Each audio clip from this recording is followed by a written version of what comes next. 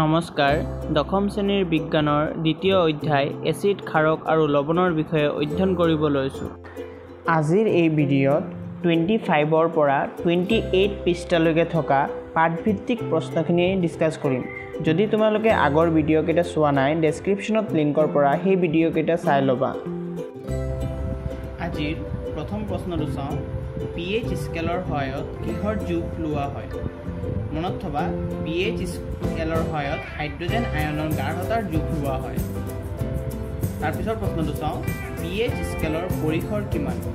pH স্কেলৰ পৰিসৰ হ'ল 0 পৰা 14 লৈকে। তাৰ ৰেঞ্জটো 0 পৰা 14 লৈকে থাকে।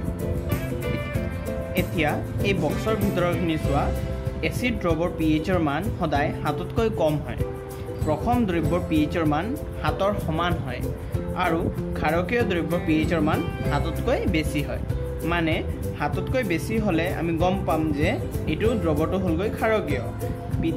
যদি pHৰ মান 7তকৈ কম হয় তেনেহ'লে আমি গম পাম এইটো এচিড বা আম্লিকধৰ্মী দ্ৰৱ, আৰু যদি 7ৰ সমান হয় তেনেহ'লে দ্ৰৱটো প্ৰথম বুলি গম পাম।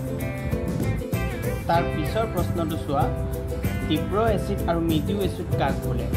আমি জানো যে এচিডে হাইড্ৰোজেন আয়ন অৰ্থাৎ H পজিটিভ আয়ন দিয়ে। এতিয়া তীব্ৰ এচিড আৰু মৃদু এচিড মানে কি চোৱা, যিবোৰ এচিডে আয়নিত অৱস্থাত অধিক মাত্ৰাত হাইড্ৰোজেন আয়ন অৰ্থাৎ H পজিটিভ আয়ন উৎপন্ন কৰে তেনে এচিডক তীব্ৰ এচিড বোলে। মানে যিবোৰে আয়নিত হৈ বেছি H পজিটিভ আয়ন দিব সেইবোৰক আমি তীব্ৰ এচিড বুলি কওঁ।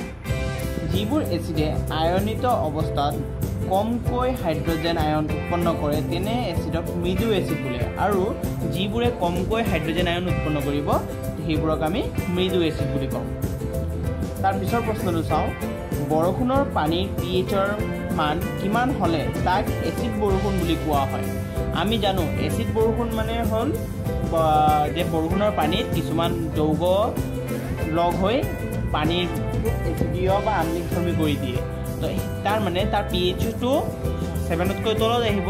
তো কিমান হ'লে আমাক এচিড বৰষুণ বুলি কোৱা হয়?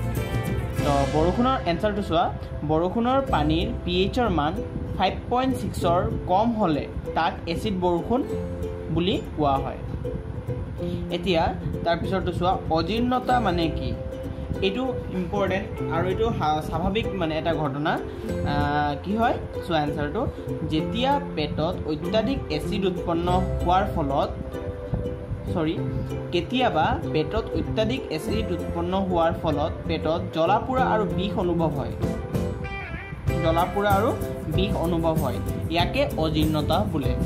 আৰু আমি জানো অজীৰ্ণতা হ'লে আমাৰ পেটটো বিষায় আৰু জ্বলা-পোৰা উগাৰো আহে কেতিয়াবা। তো এইবোৰ হ'লে আমি ডক্টৰৰ পৰা বা মেডিচিনৰ পৰা কিছুমান ঔষধ খাওঁ, আৰু সেই ঔষধখিনিকে কোৱা হয় অম্লনাশক। এতিয়া চোৱা, অজীৰ্ণতাৰ পৰা পৰিত্ৰাণ পাবলৈ কি কৰিব লাগে? অজীৰ্ণতাৰ পৰা পৰিত্ৰাণ পাবলৈ অম্লনাশক ব্যৱহাৰ কৰিব লাগে।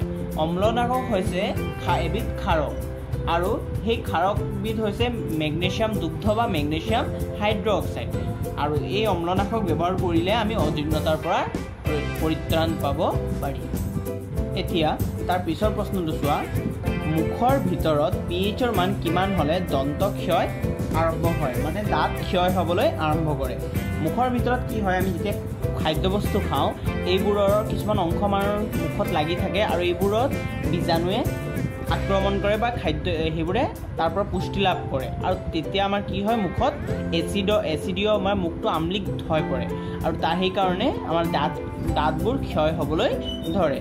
তো সেই pHৰ মান কিমান হ'লে আমাৰ দাঁত ক্ষয় হয় বুলি সুধিছে।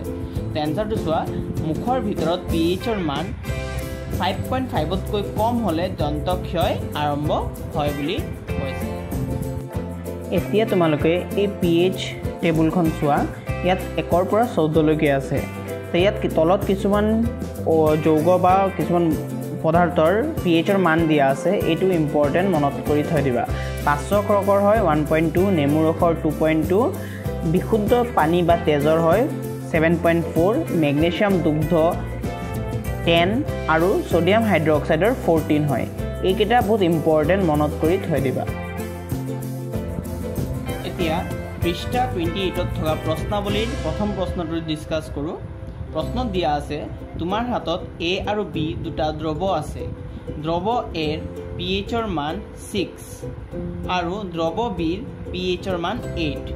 কোনটো দ্ৰৱত হাইড্ৰোজেন আয়নৰ গাঢ়তা বেছি, কোনটো আম্লিক আৰু কোনটো ক্ষাৰকীয়? তো ইয়াত চোৱা A দ্ৰৱৰ pH ৰ মান 6 আৰু B দ্ৰৱৰ pH ৰ মান 8। আমি অলপ আগতে পাই আহিছো যি দ্ৰৱৰ pH ৰ মান 7তকৈ কম হয় সেইবোৰ আম্লিক হয় আৰু যিবোৰৰ pH বেছি হয় সেইবোৰ ক্ষাৰকীয় আৰু যাৰ 7ৰ সমান হয় সেইবোৰ প্ৰথম বুলি পাই আহিছো।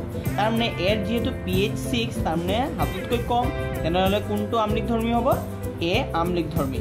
আৰু B টো হলকৈ B ৰ pH ৰ মান 8 মানে 7তকৈ বেছি, সেইকাৰণে কি ধৰ্মী হ'ব? ক্ষাৰকীয় ধৰ্মী। আৰু যত আম্লিক ধৰ্মী পদাৰ্থৰ থকা হাইড্ৰোজেন আয়নৰ গাঢ়তা সদায় বেছি হয়। তো ইয়াৰ এনসাৰটো এনেকুৱা হ'ব দ্ৰৱ A হাইড্ৰোজেন আয়নৰ গাঢ়তা বেছি, কাৰণ দ্ৰৱ A কি হয়? আম্লিক ধৰ্মী। দ্ৰৱ A আম্লিক প্ৰকৃতিৰ আৰু দ্ৰৱ B ক্ষাৰকীয় প্ৰকৃতিৰ। এতিয়া এই চিত্ৰত চোৱা আম্লিক ধৰ্ম কেনেকৈ বৃদ্ধি পায় বা ক্ষাৰকীয় ধৰ্ম কেনেকৈ বৃদ্ধি পায়। 7ৰ পৰা 0লৈকে গ'লে আম্লিক ধৰ্ম বৃদ্ধি পায়, লগতে হাইড্ৰোজেন আয়নৰ গাঢ়তা বৃদ্ধি পায়, কিন্তু হাইড্ৰক্সাইড মানে OH আয়নৰ গাঢ়তা কম হয়। আকৌ 7ৰ পৰা 14লৈকে গ'লে ক্ষাৰকীয় ধৰ্ম বৃদ্ধি পায়, সেইফালে হাইড্ৰোজেন আয়নৰ গাঢ়তা কম হয়, লগতে হাইড্ৰক্সাইড আয়ন ডেট মিন্স OH আয়নৰ গাঢ়তা কিন্তু বৃদ্ধি পায়। তাৰ মানে আম্লিক ধৰ্মটো হাইড্ৰক্সাইড আয়ন থাকে, আকৌ ক্ষাৰকীয় ধৰ্মটো হাইড্ৰোজেন আয়ন থাকে। এতিয়া 2 নং প্ৰশ্নটো চোৱা দ্ৰৱ এটাৰ প্ৰকৃতিৰ ওপৰত হাইড্ৰোজেন আয়নৰ গাঢ়তাৰ কি প্ৰভাৱ থাকে। তো ইয়াত মনত চোৱা এনসাৰটো কি দিছে, দ্ৰৱ এটাত হাইড্ৰোজেন আয়নৰ গাঢ়তা অধিক হ'লে দ্ৰৱটো আম্লিক প্ৰকৃতিৰ হয়, আনহাতে দ্ৰৱ এটাত হাইড্ৰোজেন আয়নৰ গাঢ়তা কম হ'লে দ্ৰৱটো ক্ষাৰকীয় প্ৰকৃতিৰ হয়।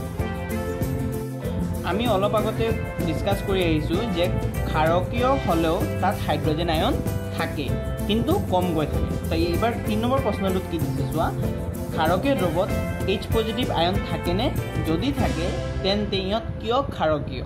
তো আমি এনসাৰটো গম পালোৱে যে ক্ষাৰকীয় দ্ৰৱত হাইড্ৰোজেন আয়ন থাকে কিন্তু কমকৈ থাকে আৰু সেইকাৰণে ক্ষাৰকীয় ধৰ্ম নেদেখুৱায়। এনসাৰটো কেনেদৰে আছে চোৱা ক্ষাৰকীয় দ্ৰৱত OH নিগেটিভ মানে হাইড্ৰক্সাইড আয়নৰ উপৰিও H পজিটিভ আয়ন থাকে, যদিও সিহঁতে H পজিটিভ আয়নতকৈ OH নিগেটিভ আয়ন বেছি পৰিমাণে উৎপন্ন কৰে বাবে সিহঁতে ক্ষাৰকীয় বা ক্ষাৰকীয় ধৰ্ম দেখুৱায়। তাৰ পিছৰ প্ৰশ্নটো চোৱা মাটিত কি অৱস্থাত কৃষক এজনে পুৰা চূনৰ ৰাসায়নিক ফৰ্মুলা হ'লগৈ বা ৰাসায়নিক নাম হ'লগৈ কেলছিয়াম অক্সাইড আৰু ফৰ্মুলাটো হ'লগৈ CaO বা শীতলিত চূণক আমি কেলছিয়াম হাইড্ৰক্সাইড বুলি জানো আৰু তাৰ সংকেত হ'লগৈ CaOH2 বা চকক আমি কেলছিয়াম কাৰ্বনেট বুলি জানো আৰু তাৰ সংকেত হ'লগৈ CaCO3 প্ৰয়োগ কৰিবা বুলি তুমি ভাবা। তো এইবোৰ চোৱা যি কেলছিয়াম অক্সাইড এইটো হ'লগৈ ধাতৱ অক্সাইড, কেলছিয়াম হাইড্ৰক্সাইড এইটোতো ক্ষাৰক, কেলছিয়াম কাৰ্বনেট এইটোৰো ক্ষাৰকীয় প্ৰকৃতিৰ হয় এইবোৰ চব। তো যেহেতু কৃষকে এইবোৰ ব্যৱহাৰ কৰে তাৰমানে কেনে অৱস্থাত কৰে যেতিয়া মাটি আম্লিক হৈ যায়। এইটো চোৱা এনসাৰটো কেনেদৰে লিখিম, যেতিয়া মাটিত pH ৰ মান 7তকৈ কমি যাব তেতিয়া কৃষক এজনে পুৰা চূণ বা শীতলিত চূণ বা চক প্ৰয়োগ কৰিব। এই তালিকাটোলৈ মন দিয়া, ইয়াত কিছুমান প্ৰাকৃতিক উৎসত কি এচিড থাকে সেইটো দিয়া আছে, যেনে ভিনেগাৰক এচিটিক এচিড, কমলা টেঙা চাইট্ৰিক এচিড, তেতেলী টাৰ্টাৰিক এচিড, বিলাহী অক্সালিক এচিড, টেঙা দৈ লেক্টিক এচিড, নেমু টেঙাত চাইট্ৰিক এচিড, পৰুৱাৰ শুঙত মিথানয়িক এচিড আৰু চুৰাটৰ শুঙত মিথানয়িক এচিড থাকে। এইকেইটা বহুত ইম্পৰ্টেণ্ট, মনত কৰি থবা, ইয়াৰ পৰা কমেও এটা প্ৰশ্ন আহে। নেক্সট ভিডিঅ'ত এই অধ্যায়ৰ পিছৰ অংশখিনি ডিছকাছ কৰিম।